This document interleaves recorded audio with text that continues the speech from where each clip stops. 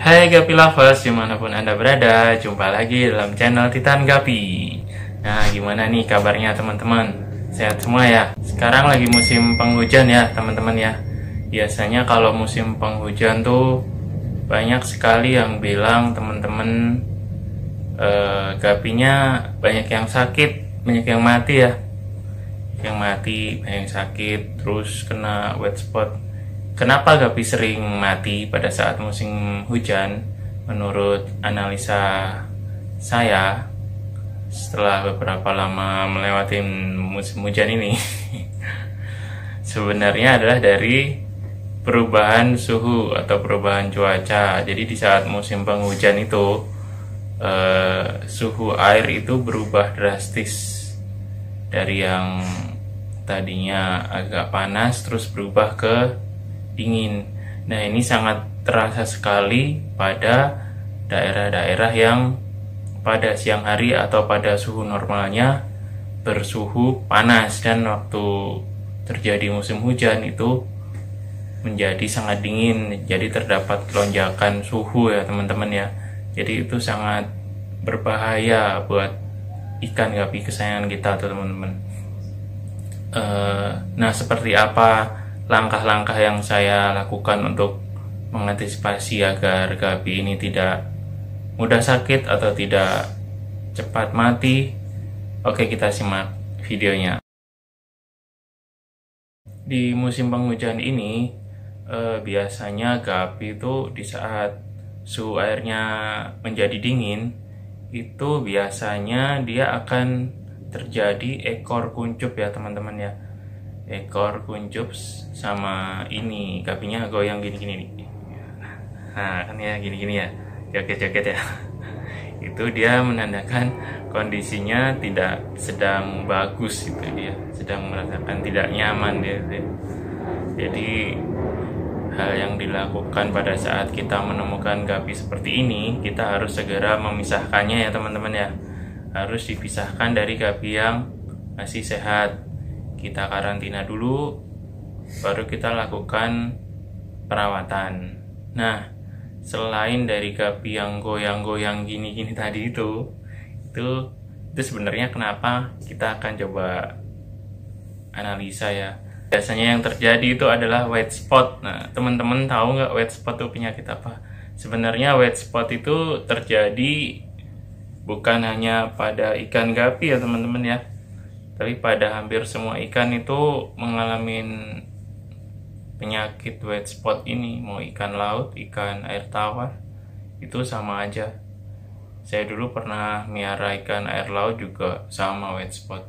Nah, kenapa ikan bisa terkena wet spot itu? Itu biasanya dari satu adalah stres.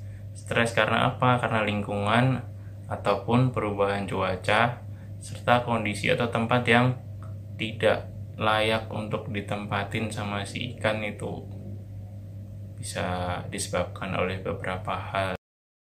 Nah, teman-teman bisa lihat nih, ini adalah contoh dari ikan gapi yang terkena wet spot pada ujung ekornya ya teman-teman ya. Itu pada bagian ujung ekornya kita bisa lihat terdapat titik putih, itu adalah jamur atau wet spot. Oke.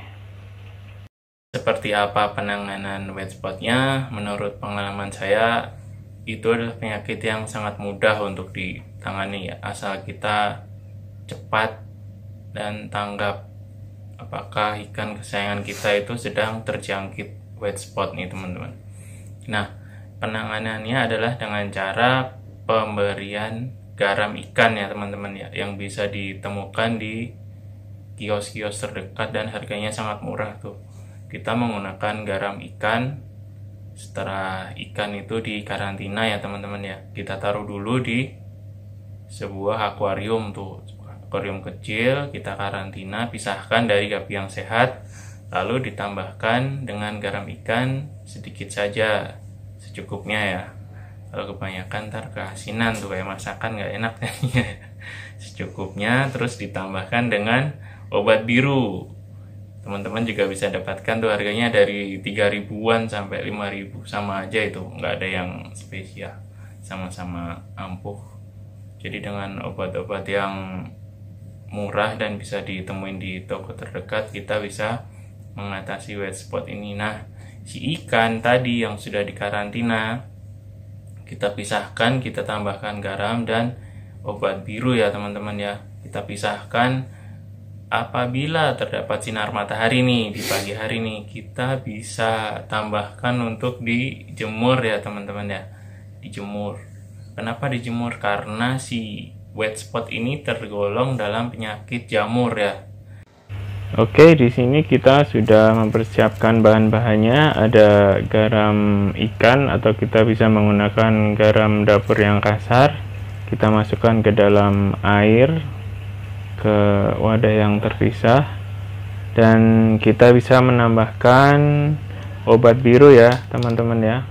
Obat biru yang biasa ditemukan di toko ikan. Cukup 1 atau 2 tetes saja. Tidak perlu banyak-banyak. Lalu kita bisa aduk dulu biar tercampur, biar garam kasarnya ini, garam ikannya ini larut ke dalam air ya teman-teman ya. Setelah terlihat larut, baru kita bisa memberikannya ke dalam tank karantina tempat gapi sedikit demi sedikit, agar gapinya tidak kaget ya, karena ada perubahan kondisi air dari yang air tawar normal menjadi dengan kandungan obat dan garam. Lalu kita jemur ya teman-teman ya. Kita jemur di matahari sekitar 1-2 jam, itu sudah cukup. Nanti kita bisa lihat perubahannya. Ikan gapi ini udah tidak terlalu goyang-goyang gitu teman ya, lebih stabil. Nah, ini adalah tips yang kedua nih teman-teman. Di sini kita masih sama menggunakan garam ikan atau garam kasar ya teman-teman ya. Ada EM4 perikanan. Kali ini kita menambahkan EM4 perikanan, bakteri baik ya teman-teman ya, untuk kesehatan ikan gapi. Sedikit saja. Ini produk dalam negeri ya teman-teman ya, EM4 bakteri starter. Lalu menambahkan obat biru teman-teman ya, 4-5 tetes saja udah cukup.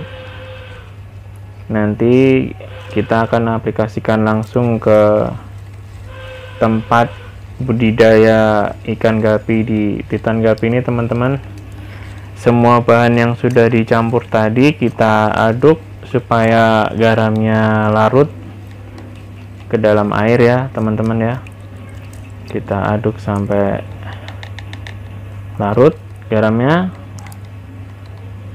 Lalu kita akan coba aplikasikan ke media tempat kita budidaya ikan gapinya. Tuh, ikan gapinya sehat-sehat semua ya teman-teman ya. Lincah dengan menggunakan bahan-bahan seperti tadi itu. Saya mengaplikasikannya ke farm saya teman-teman ya, dan di sini kita lihat ikannya sehat-sehat nih. Hanya ada 1-2 ekor saja yang terkena white spot. Untuk musim penghujan ini, untuk faktor pakannya saya lebih menyarankan untuk menggunakan pakan-pakan yang instan ya teman-teman ya, seperti pellet tapi dengan kualitas yang bagus. Kenapa saya menyarankan untuk menggunakan pellet? Karena pellet ini steril teman-teman.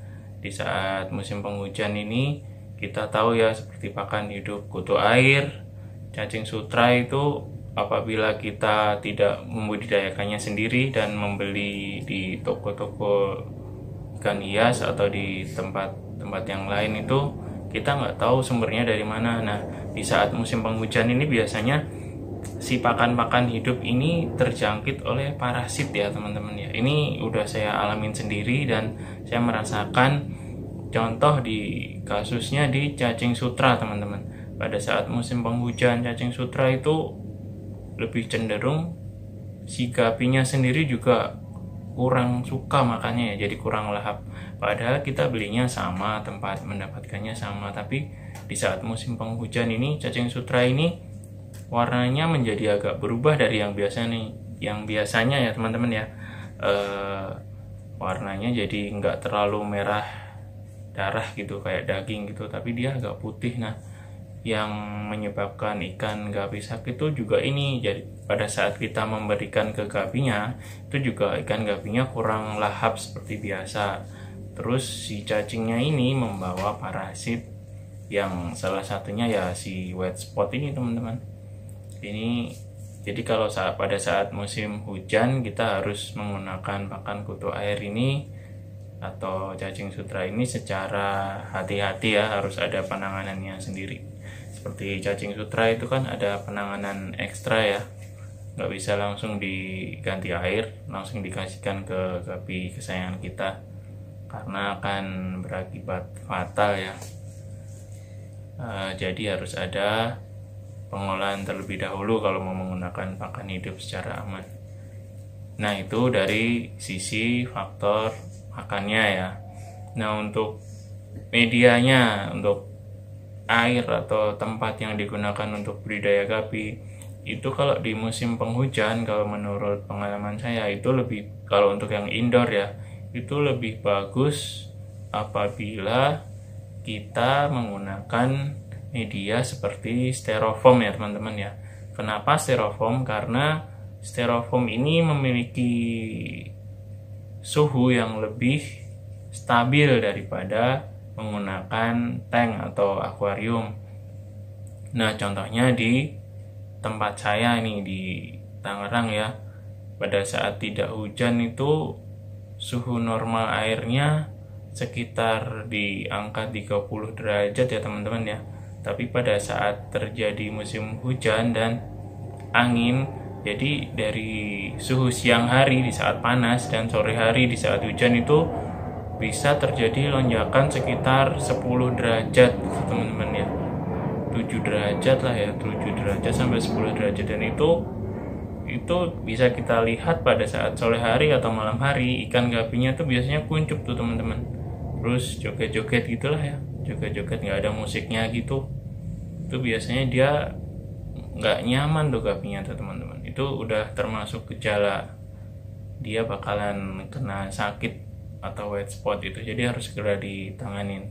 Lonjakan suhu ini juga terjadi karena bisa dari faktor si media tempat gapi itu hidup ya teman-teman ya.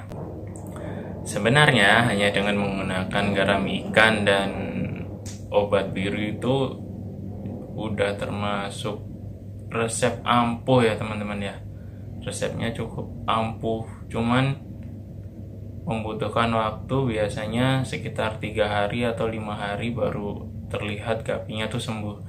Nah, masalahnya biasanya kita itu kurang sabar teman-teman, kurang sabar atau kurang telaten dalam masa pengobatan ikan gapi kesayangan kita ini, yang berakibat justru gapinya tuh mati sendiri teman-teman. Mati karena perawatan yang salah. Sebenarnya asal kita melakukan perawatannya dengan benar, kedua obat tadi itu, garam dan obat biru itu udah resep turun temurun ya dari nenek moyang kita, bapak ibu kita. Itu ampuh sebenarnya teman-teman, dan bisa dicoba. Saya sendiri menggunakan resep atau ramuan rahasia ini. Bukan rahasia sih, yang penting kuncinya di kesabaran kita dalam merawat si ikan gapi kesayangan kita teman-teman. Oke, demikian dulu tips dan trik untuk mengatasi penyakit yang sering menghinggapi pada gapi di saat musim penghujan. Jangan lupa like, komen, dan subscribe, serta bunyikan lonceng notifikasinya. Sampai ketemu lagi di video selanjutnya. Sampai jumpa.